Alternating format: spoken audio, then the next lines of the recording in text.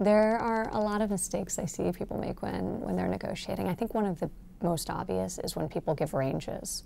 When it's sort of a buy-sell transaction, if you say, I'd be willing to pay between 100 and 125, all somebody hears is 125. So don't give a range. I also discourage people from negotiating via email. It leaves the person reading it to potentially read into things that aren't there, and it can create confusion.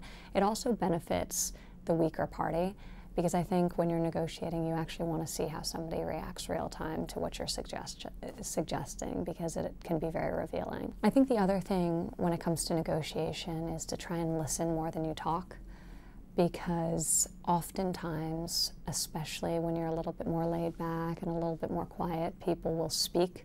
Especially in a tense circumstance, they'll speak to fill the vacuum. People don't like silence, and they'll often reveal something about their position or what they're looking for that can be useful information. You know, negotiation, it's not always super transactional. Sometimes if you're buying a used car, it's purely about getting the best deal, but so many negotiations lead to a partnership or the potential for subsequent partnerships or subsequent opportunities to work together. I think in those circumstances, you really want to be cognizant of trying to have a positive outcome for everyone involved.